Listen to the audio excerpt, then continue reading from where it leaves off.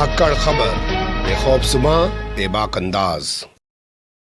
धाकड़ खबर के news room से मैं आपके साथ हूं अकरम रईस खान। धर्म संसद से जुड़े हालात का ताजा बुलेटिन लेकर एक बार फिर से आपके सामने हाजिर हो गया हूं।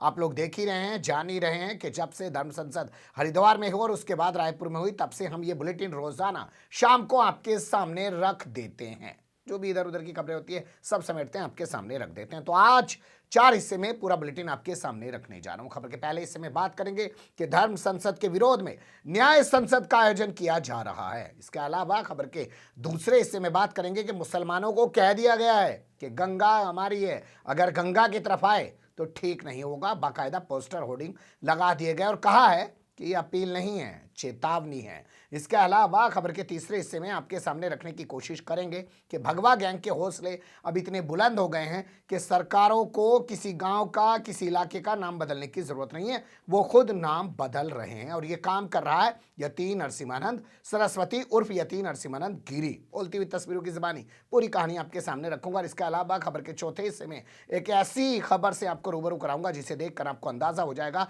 कि बगल में मुस्लिम बस्ती थी तो हिंदू कम्युनिटी से ताल्लुक़ रखने वाले लोगों ने जो एक आम रास्ता था सदियों से, सालों से, उसको बंद कर दिया। नफरतें कहां तक पहुंच गई हैं आप खुद अंदाज़ा लगाइएगा। लेकिन अभी शुरुआत करते हैं खबर के पहले हिस्से के साथ।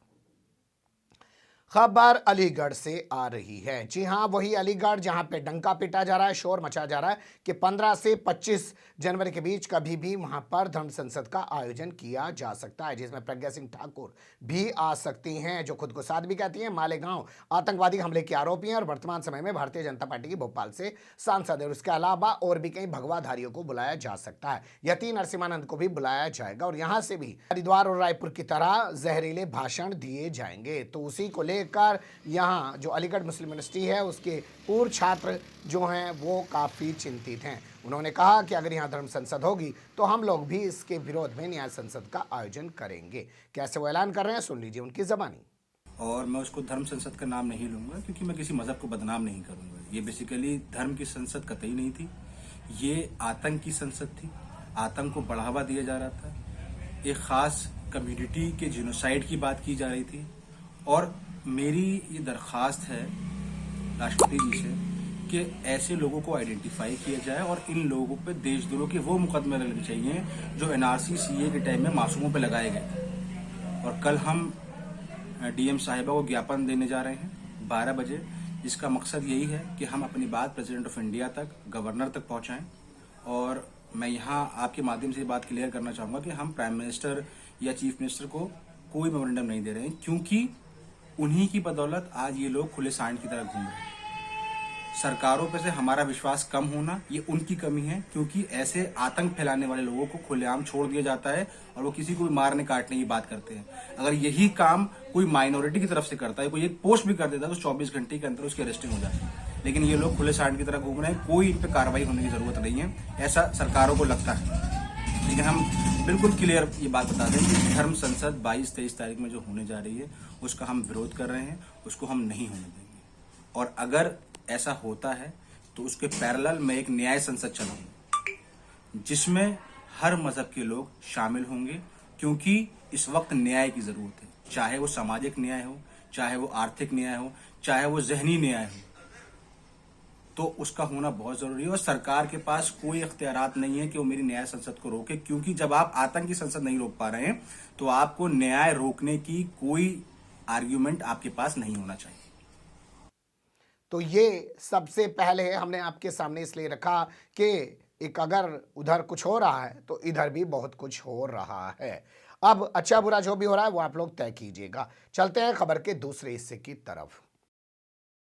दूसरी खबर हमारे पास आ रही है वाराणसी से, जिसे आप बनारस भी कह सकते हैं, काशी भी कह सकते हैं। वैसे सीधे शब्दों में कहना चाहिए कि प्रधानमंत्री नरेंद्र मोदी के लोकसभा क्षेत्र से ये खबर हमारे पास आ रही है। विहिप यानी कि विश्व हिंदू परिषद और बजरंग दल के कार्यकर्ताओं ने पोस्टर चिपका दिया है और पोस्टर चिपका के कह दिया है कि गैर हिंदुओं का प्रवेश वर्जित है, वो यहाँ पे नहीं आ सकते क्योंकि ये हिंदुओं का इलाका है, ये हिंदुओं का क्षेत्र है, इसलिए यहाँ पर गैर हिंदू नहीं आ सकते। इस बाबत पुलिस ने क्या कार्रवाई की हमें कोई जानकारी अभी तक नहीं मिल पाई है, लेकिन जहाँ जहाँ इन्होंने पोस्टर चिपकाए हैं वो कुछ चीज़ें मैं आपके सामने बता रहा हूं। जैसे पंच गंगा घाट है, वहां पे इन्होंने पोस्टर लगा दिया है। राम घाट पे इन्होंने पोस्टर लगा दिया है। मणिकर्णिका घाट पे इन्होंने पोस्टर लगा दिया गया है। दशाश्वमेध घाट पे इन्होंने पोस्टर लगा दिया है और 80 घाट पे भी इन्होंने पोस्टर लगा दिया है। और किस तरीके से कह रहे हैं कि हम कोई अपील नहीं कर रहे हैं, पोस्टर नहीं है, चेतावनी है। सुन लीजिए इन महोदय की जबानी। दीजिएगा। निखिल त्रिपाठी रुद्र, बजरंग दल संयोजक काशी महानगर। निखिल, किस तरह का ये पोस्टर आप लोग लगा रहे हैं? महोदय माफ़ करिएगा, ये पोस्टर नहीं, चेतावनी है। उन लोगों के लिए चेतावनी है जो हमारी अविरल माँ गंगा को पिकनिक स्पॉट का समझते हैं। इनको वो चेतावनी दी जा रही है कि यहाँ से वो दूर रहें। अगर वो दूर नहीं रहते हैं तो बजरंग दल उन्हें दूर कर देगा।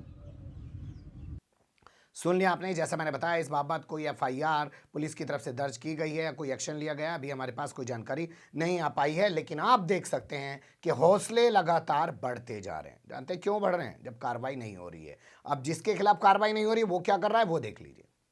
आप जानते हैं यति नरसिम्हानंद के खिलाफ अभी हरिद्वार में 2 मुकदमे दर्ज हुए, एक ज्वालापुर थाने में, एक शहर कोतवाली थाने में। इसके अलावा उसके खिलाफ पहले से उत्तर प्रदेश और दिल्ली में भी कई सारे मुकदमे दर्ज हैं। गाजियाबाद पुलिस तो उसके खिलाफ गुंडा की कार्रवाई कर रही थी और बाद में फिर पीछे हटती हुई दिखाई दी। अभी तक किसी भी मामले में उसको गिरफ्तार नहीं किया गया है, तो उसके हौसले बुलंद हैं। परसों पहुंच गया अलीगढ़ के टप्पल थाना क्षेत्र में स्थित नूरपुर गांव में। यहाँ आप जानते हैं कुछ महीने पहले दलित और मुस्लिमों के बीच विवाद हो गया था मस्जिद के बाहर डीजे बजाने को लेकर, जिसके बाद यहाँ पे एक मंदिर बनाया गया जिसको हनुमान मंदिर बताया गया। उसका इसने उद्घाटन किया और बाद में जब पत्रकार से बात की तो बताया कि नूरपुर गांव का नाम बदलकर अब हनुमानगढ़ कर दिया। सुन लीजिए उसकी जुबानी। अच्छा कार्यक्रम रहा, बहुत शुभ है। नूरपुर गांव में जो इनका नाम इन्होंने हनुमानगढ़ रखा है, ये बनाया इन्होंने सारे गांव वालों के साथ मिलकर, ये बहुत अच्छी बात है। इसके लिए इनका जितना भी ये धन्यवाद दिया जाए उतना कम है। अब आप सोचिए, जो एक अपराधी है, जो एक आरोपी है जिस पे इतने सारे मुकदमे दर्ज हैं, वो क्या करता घूम रहा है? मंदिरों के उद्घाटन करता घूम रहा है। वो क्या कर रहा है? वो गांवों के नाम बदल रहा है। यानी कि गांवों के नाम बदलने का जो सिलसिला, शहरों के नाम बदलने का जो सिलसिला आदित्यनाथ योगी ने शुरू किया था, उसमें अब आदित्यनाथ योगी को बाईपास कर दिया गया है, साइड कर दिया गया है। उनकी ज़रूरत नहीं है। अब भगवा गैंग से जुड़े हुए लोग जिस गांव का चाहेंगे उस गांव का नाम बदल देंगे। ये तो एक शुरुआत है। इसके बाद आप देखिएगा कि जगह जगह से ऐसी खबरें उत्तर प्रदेश के चुनाव तक आपको खूब दिखाई और सुनाई देंगी। ये बहुत बड़ी खबर है। क्या सरकार को इस व्यक्ति के खिलाफ एक मुकदमा दर्ज नहीं करना चाहिए? ये कौन होता है किसी जगह का नाम बदलने वाला? और क्या अगर ऐसे नाम बदले जाएंगे तो फिर सरकार नाम की चीज़ खत्म कीजिए, जहाँ पे मारा जाए वहाँ का नाम बदल दें। चलते हैं अगली खबर की तरफ। ग्रेटर नोएडा से ये खबर हमारे पास आ रही है। यहाँ एक इलाका पड़ता है जिसको आप कह सकते हैं दादरी। तो दादरी में एक जगह है जिसको आप कह सकते हैं अयोध्यागंज। मंडी इलाका है ये, और इसके अलावा एक नई बस्ती है, वहाँ पे मुस्लिमों का इलाका है। आप तस्वीरों में देख सकते हैं किस तरीके से दीवार लगा के चिनाई की जा रही है, रास्ता बंद किया जा रहा है। लोगों का कहना है ये रास्ता काफ़ी पुराना था और इस रास्ते को बंद करने के खिलाफ जब ये पूछने गए आरोपी समीर भाटी से और तमाम लोगों से, तो उन्होंने कहा उनके पास आदेश है। इन्होंने कहा आदेश की कॉपी दिखाई है, तो आदेश की कोई कॉपी नहीं दिखाई गई।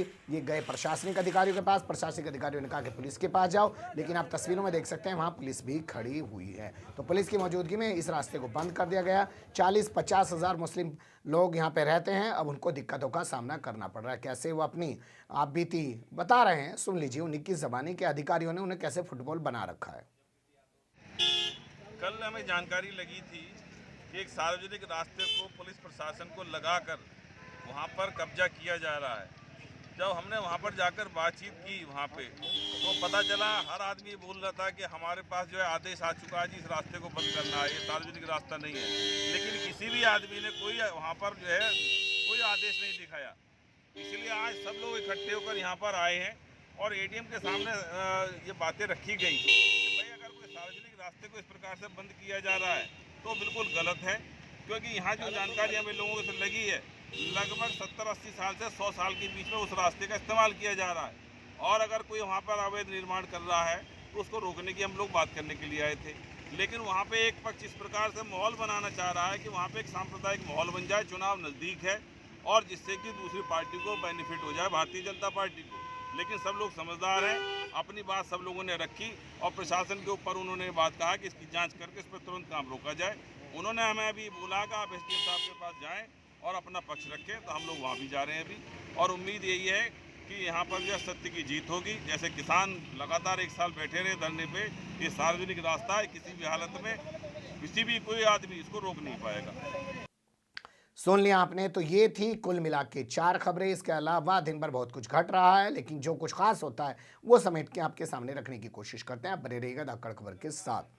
फिलहाल कमेंट्स के रूप में आप लोग अपनी राय दे सकते हैं, खबर को लाइक कर सकते हैं, चैनल को सब्सक्राइब कर सकते हैं और ज़्यादा से ज़्यादा हमारी खबरों को शेयर कर सकते हैं। फिर ऐसे ही किसी सुलगते हुए या उलझते मुद्दे लेकर मैं आपके सामने हूँगा हाजिर। फिलहाल अभी मुझे दें इजाज़त।